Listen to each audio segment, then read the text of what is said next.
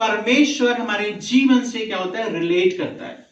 परमेश्वर हमारे जीवन में क्या करता है, रुचि रखता है, संबंध बनाता है। ठीक है, इसके विषय में हम देख रहे थे। और सबसे पहले हमने क्या देखा, परमेश्वर एक फादर के रूप में, एक पिता के रूप में क्या करता है, हम हमारे जीवन से रिलेट करता है।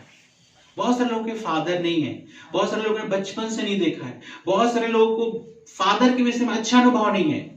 ठीक है, लेकिन परमेश्वर पिता एक ऐसे पिता के रूप में आता है जो हम जिसका हमेशा जो है, जिसका हाथ हमारे सर पे रहता है और हमें क्या करता है, चिंता करता है, प्रोवाइड करता है, हर चीज के विषय में वो हमारे जीवन में करता है ना। फिर अगली बात हमने क्या देखा, परमेश्वर किस रूप में हमारे जीवन में आता है, एक माँ के समान रिलेट करता है ना। बाइबल में केवल एक परमेश्वर एक पिता की तरह नहीं, लेकिन बाइबल में परमेश्वर एक माँ की तरह भी जो हमसे क्या करता है, संबंध स्थापित करता है ना। माँ के विषय में हमने देखा किस तरह से माँ का हमारे जीवन में बहुत बड़ा रोल है, बहुत बड़ा है ना। मैं जब प्रभु में नहीं था, मैं अपनी माँ को बहुत सारी बातें बोलता था है ना, और मेरे कारण मेरे मम्मी पापा के बीच लड़ाई हो जाती थी मेरे कारण से। लेकिन जब प्रभु में आया, इस बात को मैंने महसूस किया, जब आदमी सोचना शुरू करता है, ठीक है, और मैं माँ के विषय में जानता हूं, फिर मैं अब कभी उसके बाद दोबारा कभी कुछ सोचने की हिम्मत भी नहीं करता है ना, क्योंकि माँ की तरह कोई भी प्यार दुनिया में नहीं कर सकता है। सबसे बड़ा जो है ना, जब चोट भी लगता है, मैं बता रहा था, हम बोलते हैं मम्मी या माँ, जो भी अपने लैंग्वेज में बोलते हैं हम, चोट लगने पे सबसे पहला वो चीज याद आती है। और केयर, दया, प्रेम, है ना, इसके विषय में हम देखते हैं। कोई मम्मी बहुत स्ट्रिक्ट होती हैं तो वो लोग इस तरह देखते हैं, मम्मी का हृदय प्यार से भरा होता है, देखा है मैंने। ठीक है, तो अपनी वाइफ को भी देखा है, माँ को भी देखा है, कईयों की माँ को भी देखा है कि किस तरह से उनका हृदय जो है माँ प्यार से भरा होता है। ठीक है, आज एक और रिश्ते के विषय में हम देखेंगे जो हमारे देश के लिए नया नहीं है, आपके लिए नया नहीं है, क्योंकि जो है आप इस चीज को पहले से अपनी किताबों में पढ़ते आए हो। ठीक है, जब आप हिंदी साहित्य में जब आप पढ़ोगे तो इसका बहुत जिक्र होता है ना, इस रिश्ते का बहुत जिक्र होता है। वो है परमेश्वर और हमारे बीच का संबंध एक पति और पत्नी के रूप में, पति पत्नी के रूप में, है ना। थोड़ा अटपटा लगता है, लेकिन जो है ये ऐसा है। ठीक है, आप जो है यदि पुराने समय में, पुराने जो खासकर हिंदी साहित्य को आप पढ़ोगे, जैसे 9th 10th 8th में आपको एक नाम मिलेगा मीराबाई का। ठीक है, मीराबाई जो है श्री कृष्णा को जो है वो एक पति के रूप में क्या करती, उसकी आराधना करती थी। और हम देखते हैं बहुत सारी गोपियां जो होती थी ना, गोपियां जो है शहर में हम जो पढ़ते हैं उन चीजों को, तो गोपियां जो होती थी क्या करती थी, कृष्णा को एक पति के रूप में जो है क्या करती थी, वो आराधना करती थी। इसलिए कृष्णा का नाम जो है, मेरा भी नाम ऐसी है, ठीक है, गोपियों के साथ सबसे ज्यादा जोड़ा जाता है। यहाँ पे जो है वे लोग कृष्णा की आराधना जो करते थे, वो जो है एक पति के रूप में जो है वो अपने जीवन में आराधना करते थे। हमारा विषय आज ये नहीं है कि उनकी आराधना कैसे करना चाहिए, नहीं करना चाहिए, ये सब बातों में नहीं बोल रहा हूँ, लेकिन मैं आपको बताना चाहता हूँ ये सबसे आप परिचित हो। ठीक है, दूसरी बात यह है, यदि रोमन कैथोलिक में आप जाओगे, है ना, रोमन कैथोलिक जो लोग नन होते हैं, है ना, रोमन कैथोलिक के बाद जब कह रहे हैं नन करते हैं, नन कैसे बनते हैं पता है? नन में क्या प्रतिज्ञा करते हैं वो? हाँ, समझ रहे हैं ना, उसका मतलब ये नहीं कि एक्चुअल में प्रभु यीशु पति हो जाते हैं, ऐसा मतलब नहीं है, लेकिन वो विवाह नहीं करती हैं, है ना, विवाह नहीं करती हैं कि हमने प्रभु यीशु मसीह के लिए अपना सब कुछ सौंप दिया, छोड़ दिया। इसलिए क्या कहते हैं, विवाह रिश्ता नहीं करती हैं वो, किसी तरह से किसी पुरुष के साथ कोई संबंध नहीं होता है, क्योंकि वो बोलती प्रभु यीशु के सामने जैसे एक विवाह वाचा होता है, उस तरह का वो करती, नन बन के। और कितना कठिन है, आपको लगता होगा कि जो है जो है कई बार शायद उनका बिहेवियर अच्छा ना हो, लेकिन सोचो कितना कठिन है एक व्यक्ति अपने सुख को छोड़ करके, है ना, किसी चीज के लिए, किसी के लिए प्रतिज्ञा करके अपना जीवन को दे दे। ठीक है, सब चीज त्याग करके जो है प्रभु के लिए समर्पित होती है ना। आज भी हम प्रभु के वचन में जब हम देखते हैं, वो ये है कि प्रभु जो है हमसे एक हस्बैंड के रूप में जो है एक रिलेशन, पुराने नियम में हम देखते हैं यशायाह की किताब उसका 54 अध्याय के 5 पद, यशायाह की किताब उसका 54 अध्याय 54 और उसका 5 पद में देखिए क्या लिखा है, 54:5। यहां पर इस प्रकार लिखा है, हाँ मैं पढ़ देता हूं। क्योंकि तेरा कर्ता तेरा पति है, उसका नाम सेनाओं का यहोवा है, और इस्राएल का पवित्र तेरा छुड़ाने वाला है, वह सारी पृथ्वी का भी परमेश्वर कहलाएगा। ठीक है, 4 पद में भी लिखा है, मत डर क्योंकि तेरी आशा फिर नहीं टूटेगी, मत घबरा क्योंकि तू फिर लज्जित ना होगी और तुझ पर स्याही ना छाएगी, क्योंकि तू अपनी जवानी की लज्जा भूल जाएगी और अपने विधवापन की नाम धराई को फिर स्मरण ना करेगी। अब यहां पे देखिए, रिश्ते को परिभाषित करने के लिए मतलब ये चीज की उपमा होती है। ठीक है, इसका मतलब ये नहीं कि वास्तव में परमेश्वर पति के रूप में हमारे जीवन में काम करता है, ऐसा नहीं। किसी रिश्ते को समझाने के लिए, किसी बात को समझाने के लिए जो है कहा जाता है। तो इस्राएल यहाँ पे किस रूप में है? यहाँ पर पत्नी के रूप में। देखो कैसे कहते हैं, नाम धराई नहीं होगी, तू विधवापन, ये मतलब सारी चीजें किसके लिए कहा गया है? इस्राएल के लिए।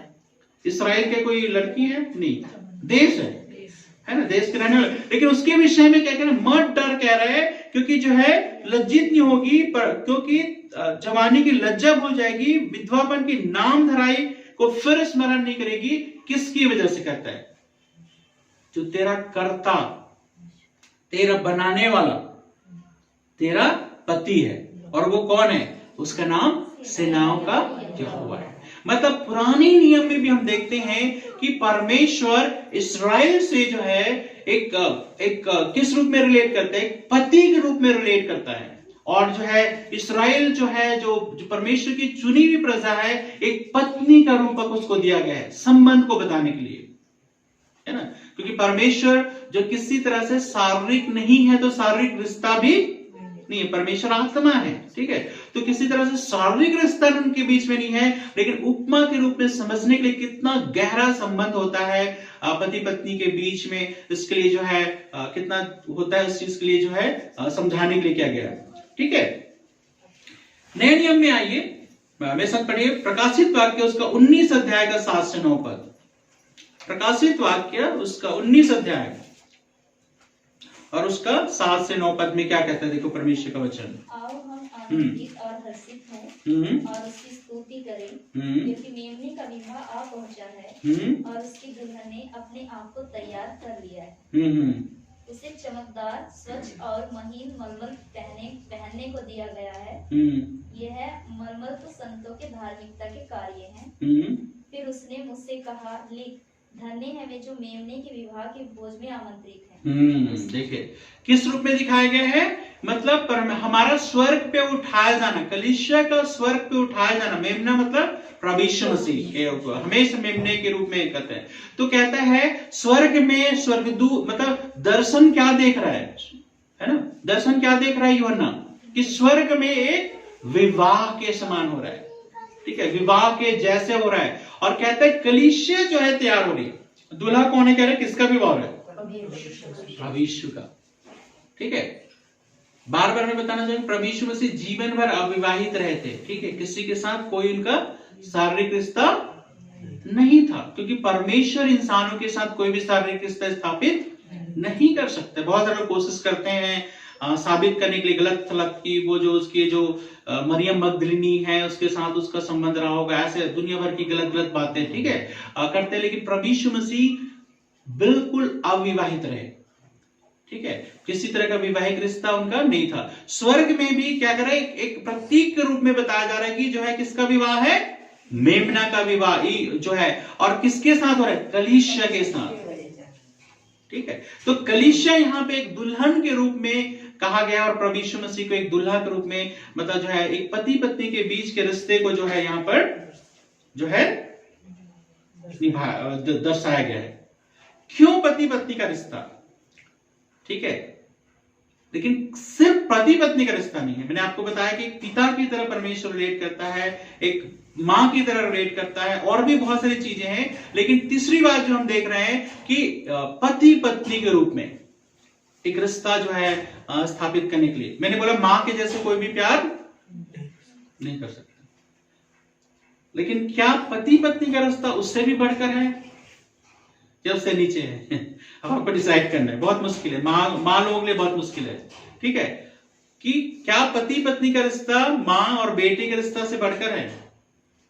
इंडियन सोसाइटी में हम नहीं पाते हैं, ठीक है। आज हम देखेंगे, थोड़ा सा देखिए क्या लिखा है। मरकुस उसका 10 अध्याय का 6 से 9 पद पढ़िए, तब आपको समझ में आएगा एक्चुअल में क्या बात है ये। मरकुस उसका 10 अध्याय उसका 6 से 9।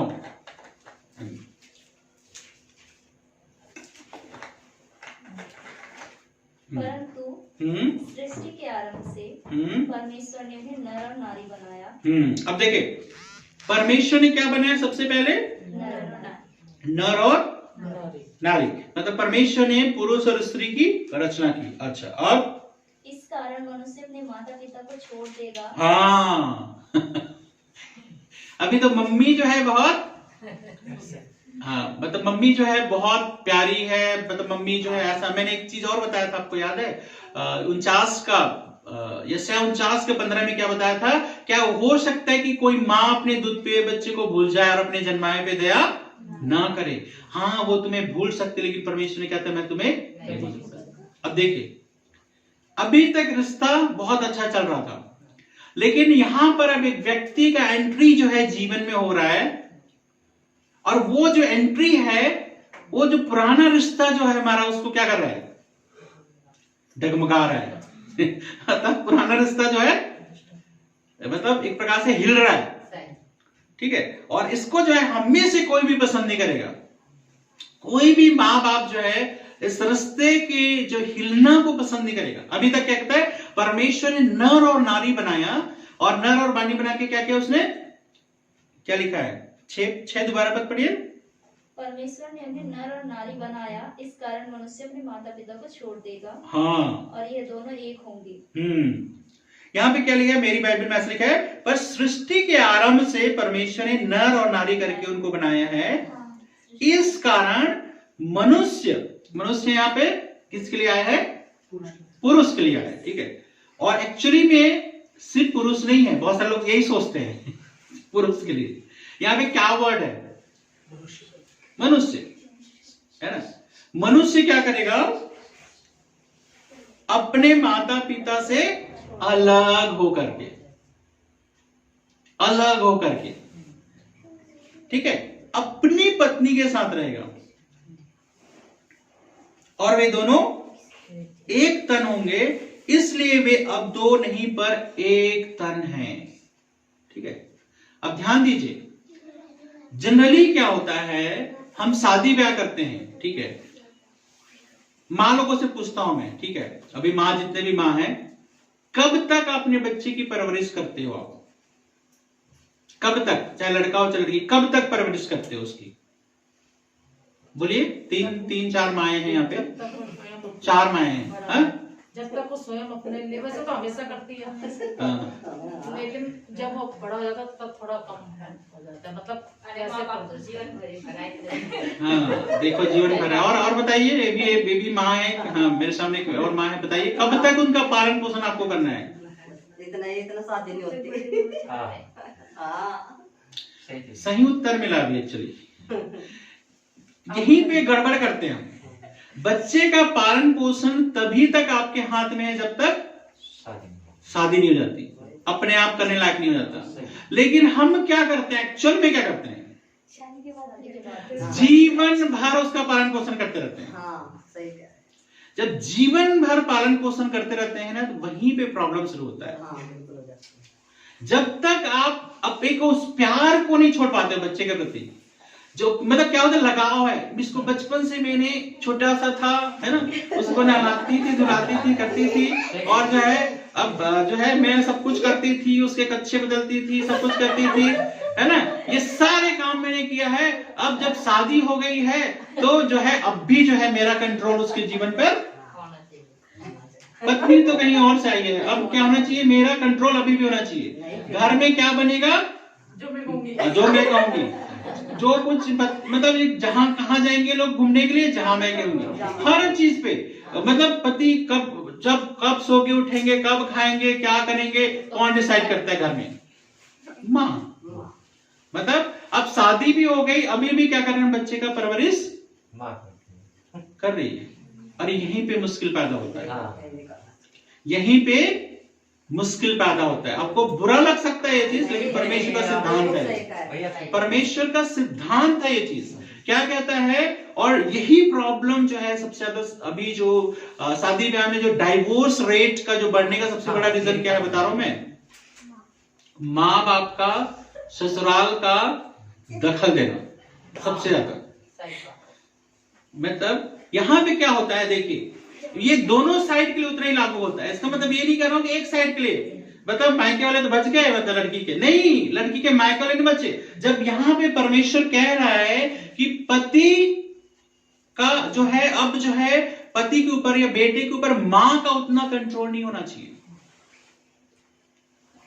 कहते छोड़ेंगे, अलग होंगे। अलग होने का मतलब ये नहीं कह रहा है कि जो है अब मेरी शादी हो गई, आप अपना घर ढूंढ लो, वृद्धाश्रम में चले, ये मतलब नहीं है। मतलब एक प्रकार से हमने क्या किया, अलग होना मतलब उस प्रकार से जब बच्चा पैदा होता है क्या काटते हैं हम लोग, क्या बोलते हैं उसको? नाल के अलावा कुछ और वर्ड यूज करते हैं, ठीक है, चलो नाल अपने लैंग्वेज में, ठीक है। तो हम क्या करते हैं, बच्चे को माँ से अलग करते हैं। अभी तक क्या हो रहा था, बच्चे का पालन पोषण उसकी वजह से हो रहा था, नाल की वजह से, है ना। प्लेसेंटा बोलते हैं उसको, वैसे मतलब डॉक्टरी भाषा में प्लेसेंटा बोलते हैं। प्लेसेंटा से ही माँ क्या हो रहा था, उस बच्चे का पालन पोषण होता है। बच्चे, माँ जो खाएगी, माँ जो सांस लेगी, इवन सांस भी, सब चीज जो है उस प्लेसेंटा की वजह से हो रहा था। और अंदर जब तक प्लेसेंटा सही है, बच्चे का पालन पोषण हो रहा है। लेकिन जन्मने के बाद भी यदि सोचो, प्लेसेंटा को ना काटा जाए तो क्या होगा? तो बहुत सारे लोगों का अभी तक प्लेसेंटा कटा नहीं है ना। हमेशा बड़े हो गए, बच्चेदार हो गए, लेकिन हमेशा जैसे होता है बहुत सारे लोग मम्मी के पीछे पीछे मम्मी और ये सब कर।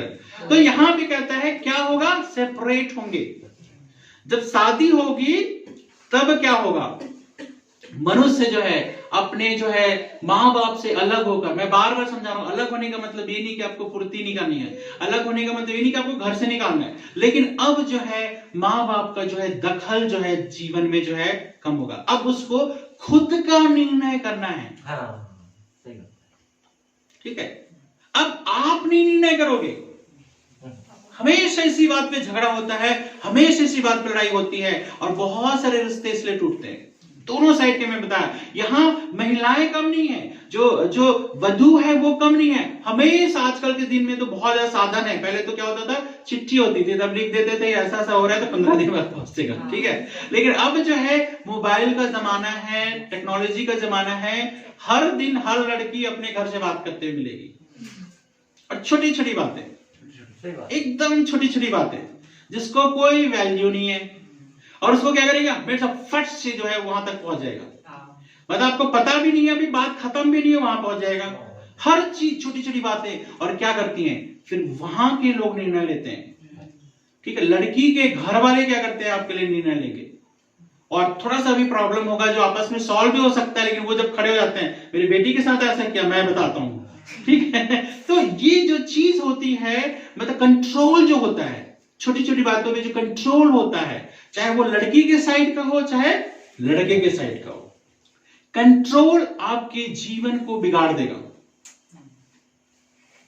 क्योंकि देखो, सोचो अभी यहां पे क्या परिस्थिति है, मायके वालों को नहीं पता है, जो भी आपको वही बात पता चलेगा जो बातें बोल रहे इंसान, ठीक है। तो क्या होता है, इसीलिए जो है सबसे ज्यादा मैं खासकर उन लोगों को भी मैं बताना चाह रहा हूं जो अभी जिनकी शादी नहीं हुई है, अभी से आप सावधान रहने दी। बहुत ज्यादा मतलब लगाव दिखाओगे ससुराल के प्रति या मायके के प्रति, तो आपको जो है आपका पारिवारिक जीवन सही नहीं चलेगा, मैं आपको बता रहा हूं।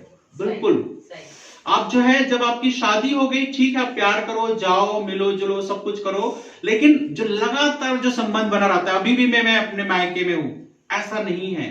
अब जो है आपका जो है जीवन ससुराल में, क्या मैं उनकी तरह बोल रहा हूं जैसे बोलते हैं बहुत सारे जो पुरुषवादी, नहीं, ये नेचुरल चीज है। ये चाहे फेमिनिज्म वाले हो चाहे किसी वाले हो, ये नेचुरल चीज है। एक लड़की अपने घर छोड़ करके एक नए रिश्ते को, एक नया जीवन को जीने जा रही है, और वहां पर क्या हो रहा है, यदि दोनों साइड का कंट्रोल होगा, यदि मायके वालों का भी उसके जीवन पे फुल कंट्रोल होगा और ससुराल वाले के मम्मी पापा का फुल कंट्रोल होगा, तो आप पारिवारिक जीवन में बहुत ज्यादा खिंचाव होगा, बहुत ज्यादा तनाव होगा। आज के समय में बहुत ज्यादा है, सही। बहुत ही ज्यादा है, और वो जो है आपस के संबंधों में एक दरार को पैदा करती है। तो क्या करते हैं यहाँ पे मनुष्य जो है, क्यों परमेश्वर पति पत्नी के रिश्ते को बता रहा है, क्या बता रहा है यहाँ पे, उस रिश्ते से भी बढ़कर, अभी मैंने बोला ना माँ के रिश्ते से बढ़कर कुछ नहीं है, लेकिन माँ पत्नी आने के बाद कह रहे हैं वो दोनों माँ बाप से भी अलग होकर के दोनों एक तन होंगे, दोनों एक तन होंगे। इवन दो सोचो कि एक पुरुष भी जो है माँ के अंदर से निकलता है, माँ के अंदर से निकलता है, माँ उसको 9 महीने पालती है, लेकिन फिर भी दोनों को एक तन नहीं कहा गया, जबकि उसके तन का हिस्सा है, पूरी तरह तन का हिस्सा है। माँ जो खाती है, ब्लड सब कुछ उसका है, लेकिन एक तन नहीं है। लेकिन जब एक विवाह रिश्ता होता है तो कहता है एक तन होंगे, दोनों जो है इसलिए एक दूसरे से अलग होंगे, और क्या कहते हैं एक तन होंगे। अब दो नहीं है, अब क्या है, वे दोनों एक तन है। उनको आपस में जो है जीवन बिताने का मौका मिलना चाहिए, कभी भी किसी भी तरह का कंट्रोल जो है नहीं होना चाहिए, है ना। ये बहुत जरूरी बात मतलब परमेश्वर हमारे जीवन के लिए बताना चाहता है, और क्रिश्चियन फैमिलीज में भी ये चीज बहुत जरूरी है जो नहीं समझ पाते हैं। हमें जो खासकर अभी जो शादी किसके लिए करते हैं हम ज्यादातर, बहुत सारी लड़कियां शादी करने से डरती हैं। क्या रीजन होता है, क्योंकि उन्होंने क्या देखा है, बहुत बार शादी करके जो है वो कहीं कमाने गया है, और पत्नी कहां पर है, घर पे, ससुराल पे है ना। साल में 2 साल में 3 साल में एक बार जो है वो घर आता है। शादी किस लिए करी, माँ बाप की सेवा। हाँ यहीं पे तो गड़बड़ है। तो सही कहा है। हाँ वही तो मैं बोल रहा हूँ, यहीं पे गड़बड़ है। माँ बाप की सेवा करने है तो एक नौकर रख लो, है ना, उसको सारा दिन जी उजूर करते रहे, मतलब जो भी बोलो, खाना बनाना है, क्या बनाऊं क्या करूं, ये चीज हम उसके शादी उसके लिए नहीं है, सेवा करनी है, मैं ये नहीं कर रहा हूं, यदि साथ हो तो करनी है। सेवा कैसे करनी है, लेकिन सेवा वैसे नहीं करनी जैसे वो करना है कि आपने जो है अभी मैंने बहुत देखा है। देखो एक चीज मैं बताऊं, जो पति पत्नी अलग रहते हैं उनके बीच संबंध कभी सही निकलता। हाँ ये तो बात सही। ठीक है, बहुत बार गवर्नमेंट जॉब के कारण से, इधर जॉब के कारण से पति पत्नी जो सेपरेट हो जाते हैं, पति कहीं और काम कर रहे, पत्नी और काम कर रहे।